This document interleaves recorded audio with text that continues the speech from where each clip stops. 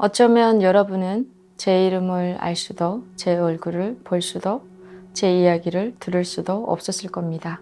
왜냐하면 저는 북한 안에 숨겨진 2,600만 명 중 한 사람이었으니까요.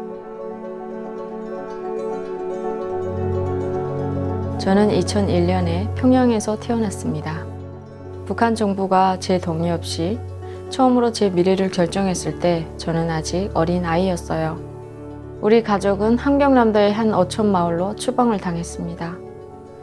할머니가 종교를 믿는다는 이유로 처벌을 받은 거예요. 그 당시 저는 너무 어려서 우리가 살고 있던 체제 속에서는 신념이나 생각조차도 온전히 내 것이 아니라는 걸 이해하지 못했어요. 학교에 가는 길에 청년동맹 지도원이 제 옷과 소지품을 검사하곤 했습니다. 머리핀 하나, 치마가 몇 센티미터 짧다는 이유만으로도 처벌을 받았습니다. 학교에서는 우리는 세상에서 가장 존엄한 나라에서 살고 있다라고 배웠지만 교실 밖에서는 사람들이 굶주림에 쓰러지고 있었죠.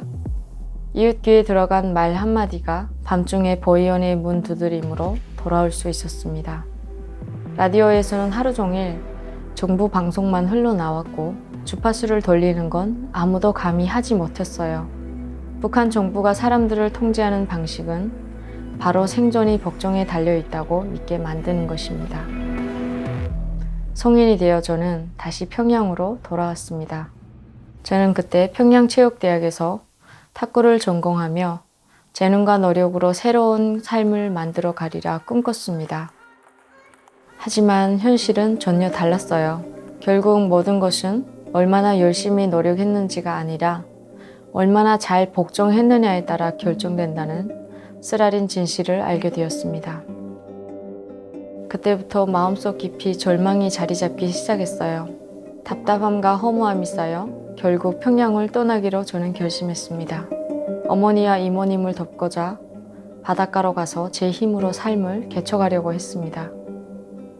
그때 어머니는 평생 힘들게 모은 재산을 모두 보태 작은 나무배를 마련해 주셨고 저는 그 배로 조개 채취 사업을 시작할 수 있었습니다. 그 배는 단순히 생계수단이 아니었어요. 어머니의 희생과 저에 대한 신뢰 그리고 그동안의 모든 사랑이 담겨있던 증거였습니다. 제 손으로 본 돈이 어머니 이마의 주름을 하나라도 줄일 수 있다면 그게 가장 큰 보람이었죠. 저는 선주로서 새벽부터 일어나 배가 바다로 나가기 위한 재료를 챙기고 잠수공과 선원들을 모아 독려했습니다. 배의 상태를 점검하고 엔진이 고장나면 사람을 써서 수리하는 일까지 맡았어요. 여자로서 바다에 직접 나가지는 못했지만 배가 문제없이 나갈 수 있도록 준비하는 것이 제 책임이었죠. 그리고 그 준비는 결코 쉬운 일이 아니었습니다. 그런데 열심히 일하면 일할수록 더 많은 간부들이 찾아왔습니다. 그들은 저에게 조개뿐만 아니라 돈까지 요구했어요. 당에서 명령한다는 말로 자신들의 요구를 정당화하며 거부할 경우 불이익을 주겠다고 협박까지 했죠. 그 상황에서 저는 사람들을 지키고 사업을 계속 이어나가기 위해 밤마다 고민했습니다. 어떻게 대응할지 생각할 때마다 어머니와 이모님이 제게 쏟아주신 사랑과 헌신이 떠올랐습니다. 그 생각만으로 저는 끝까지 버틸 수 있었습니다. 현실에서 벗어나기 위해 밤에는 중국에서 밀수된 TV로 몰래 한국 드라마를 시청도 했습니다. 그 경험은 제 세상을 완전히 뒤흔들었어요. 저와 친구들은 한국 드라마를 보고 머리 모양과 옷차림을 흉내내며 불만을 조심스럽게 나누기도 했습니다. 때로는 대화나 문자에서 한국식 단어나 억양을 따라하기도 했죠. 하지만 김정은 정권 아래에서는 처벌이 훨씬 더 가혹해졌습니다. 제가 아는 두 친구는 외부 영상을 시청했다는 이유로 공개 처형을 당했습니다. 우리의 삶은 점점 더 힘들어졌고 청년들에 대한 통제는 더 강해졌으며 분노는 커져갔습니다. 하지만 아무리 억압해도 저 같은 젊은 친구들은 현실을 잊기 위해 계속 북한 정부가 금지한 외국 방송을 봤어요. 수십 년 동안 외부 정보는 북한에 은밀히 흘러나왔습니다. 제가 자라던 시기에는 외부 정보가 USB를 통해 친구들 사이에 오가거나 불법 기기로 방송 신호를 잡으며 이전보다 훨씬 더 퍼져나갔습니다. 많은 탈북민들이 저처럼 드라마의 특정 장면이나 한국 노래 한 곡, 심지어 교통방송까지도 체제의 의문을 품게 만든 계기였다고 말합니다. 물론 드라마, 영화가 모든 진실을 보여주진 않지만 우리가 배운 것과는 전혀 다른 삶을 보여줍니다. 그러면 생각하게 돼요. 밖의 삶이 저렇게 다른데 왜 여기는 이래야만 하지? 저는 그때 깨달았습니다. 그것은 단순히 다른 삶이 있다는 사실만 보여주는 게 아니라는 것을요. 삶이 달라질 수도 있다는 믿음을 심어준다는 것을요. 그리고 그 믿음이 사람들에게 다른 미래를 선택할 용기를 줍니다.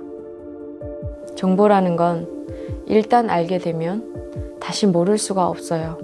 저는 TV 화면 속 사람들이 자유롭게 말하고 마음껏 웃고 꿈을 쫓는 모습을 보았습니다. 북한에서는 상상조차 할 수 없는 장면이었어요. 그때 처음으로 우리가 배운 모든 것이 잘못되었을지도 모른다는 생각이 들었어요.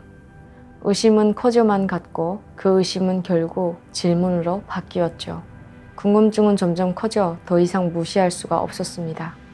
진실을 본 순간 저는 다시 예전으로 돌아갈 수도 없었습니다.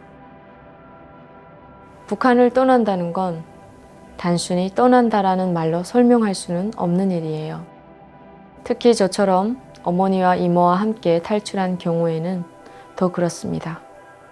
어머니와 이모가 저를 믿고 배를 사주셨던 것처럼 이제는 제가 그 배에 의지해 자유로 향하려 했으니까요. 저는 탈출 계획을 철저히 비밀에 붙였습니다. 중국에서 밀수된 GPS를 사서 항로를 꼼꼼히 그렸고 조류와 물때를 관찰하며 경비정의 순찰 시간과 해안 초소의 사각지대까지 계산했습니다. 배 상태를 점검하고 필요한 음식과 물자를 몰래 준비했어요. 바람과 파도에 맞설 몸을 단련하고 붙잡힐지도 모른다는 두려움에 대비해 마음을 다잡았습니다. 어떤 날은 악몽에 시달리며 깼고 또 어떤 날은 자신감을 잃고 그냥 포기하고 이 삶을 받아들여야 하나 고민하기도 했습니다. 하지만 그럴 때마다 요정 끝에 기다릴 삶을 떠올렸습니다. 저는 생존만이 아니라 사람으로 살고 싶어서 떠났습니다. 탈출을 감행한 날 밤 우리는 배에 올라 어둠 속 바다로 나아갔습니다. 저는 그때 키를 잡고 물살에 몸을 맡긴 채 초소와 순찰선을 피해 조심스럽게 남쪽으로 향했죠. 잡히면 어떤 일이 닥칠지 너무 잘 알고 있었습니다. 체포, 끝없는 신문, 모욕, 공개재판, 정치범 수용소, 그리고 사랑하는 가족을 잃을 수 있다는 것까지도요.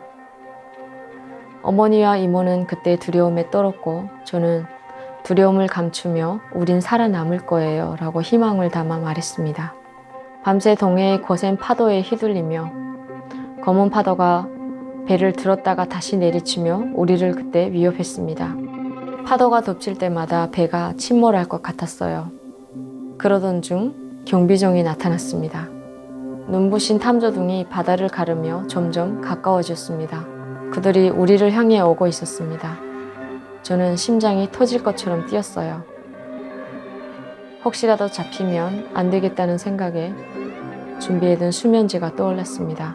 잡히면 차라리 스스로 목숨을 끊겠다고 결심했어요. 처형이나 수용소보다는 차라리 그렇게 하는 것이 더 나을 거라고 생각했죠. 해안 경비대가 다가오자 저는 생각했습니다. 이젠 약을 먹을 때가 된 걸까? 하지만 저는 거부했습니다. 너무 가까이 와 있었기 때문이에요. 탐조등을 피하고 배의 키를 돌려 거센 물결에 몸을 맡긴 채 계속 앞으로 나아갔습니다. 갑자기 경비정이 멈추더니 방향을 돌렸습니다. 우리를 더 이상 쫓을 수 없게 된 것이에요. 우리가 이미 해안 경계선을 넘어선 거였죠. 바다는 차츰 잔잔해지며 마치 우리를 자유로 맞아주는 듯 했습니다. 해가 떠오르자 육지의 윤곽이 보였어요. 무전으로 북한 경비정이 추적 중이라는 소식을 들은 한국 어부가 우리를 발견하고 배를 몰았습니다. 그는 우리에게 다가와 말했습니다. 환영합니다. 이제 안전합니다. 일가족으로 추정이 되는 4명의 북한 주민이 귀순한 것으로 확인이 됐습니다. 일단 우리가 한국에 도착한 지 거의 2년이 지났습니다. 아직도 처음 아파트에 들어가 샤워기를 틀었을 때의 순간이 너무 생생해요. 뜨거운 물이 바로 막 나오는 게 믿기지 않았습니다. 그날 어머니 이모와 번갈아 보며 샤워를 하며 웃고 말했어요. 이게 바로 사람 사는 거구나. 인생에서 처음으로 공부, 직업, 옷, 취미, 심지어 말투까지도 스스로 선택할 수 있었습니다. 마치 완전히 새로운 세상이 열린 것 같았어요. 침묵과 통제의 과거를 뒤로하고 저놈과 스스로 선택할 미래가 있는 삶으로 다시 태어난 느낌이었습니다. 어머니는 자격증 공부를 시작했고 이모는 사회복지를 배워 다른 사람을 돕고 있어요. 저도 열심히 공부해 최근에는 인서울대학에 합격했습니다. 북한 인권활동에도 참여하고 한국에서 새로운 삶을 시작하는 모습을 세상에 알리기 위해 유튜브 채널도 운영하고 있습니다. 희망은 북한 정부에게 위협적인 존재입니다. 수많은 사람들이 분노와 슬픔 속에 살지만 더 많은 사람들은 체념 속에 살아갑니다. 그들은 권리가 침해당하고 있다는 사실조차 모르고 권리라는 단어의 의미도 알지 못해요. 저 역시 한때는 국가가 우리의 모든 삶을 통제하는 것이 당연하다고 믿었습니다. 모든 나라가 이렇게 사는 줄 알았어요. 하지만 삶이 달라질 수도 있다는 걸 깨닫는 순간 희망이 싹트기 시작합니다. 희망이 생기면 변화는 더 이상 상상 속 일이 아니게 됩니다. 제 꿈은 언젠가 북한 청년들이 스스로 자기의 길을 선택하고 말 한마디로 처벌받지 않으며 모든 사람이 자신의 삶을 진정한 주인으로 살아가는 것이 되는 것입니다. 북한의 현실은 여전히 어둡지만 변화는 이미 시작되었습니다. 그리고 그 변화를 일으키는 불씨는 바로 정보입니다. 세상 어딘가에서 전해지는 작은 진실, 다른 삶의 한 단면이 의문의 씨앗이 되고 희망의 불씨가 됩니다. 그래서 저는 제 이야기를 전합니다. 제가 말하지 않는다면 누가 대신해서 말해줄 수 있을까요? 제가 침묵한다면 제 친구들의 죽음, 가족이 겪은 고통과 굶주림은 잊히고 말 거예요. 지금 이 순간 북한 어딘가에서도 저와 같은 누군가가 어두운 방에서 몰래 한국 방송을 보며 속삭일 겁니다. 나도 저렇게 살 수 있을까? 저는 제 이야기가 그 희망이 현실이 될 수 있다는 증거가 되길 바랍니다. 저는 변화의 한가운데 서고 싶습니다. 단순히 자유를 누리며 도망친 사람이 아니라 언젠가 그 자유를 모든 북한 사람들과 나눌 것을 다짐하는 사람으로요. 그래서 저는 계속 목소리를 낼 겁니다. 제 가족을 위해, 친구들을 위해, 언니 같았던 옆집 이웃을 위해, 그리고 이름도 없이 사라져간 수많은 사람들을 위해서요. 북한의 미래는 아직 정해지지 않았습니다. 한 사람의 이야기가 퍼지고 생명이 구해지고 정보가 국경을 넘어갈 때마다 다른 미래는 더 가능해집니다. Freedom is not given, but it is something we can achieve. With your support, we can write a future where all North Korean people are free. Thank you.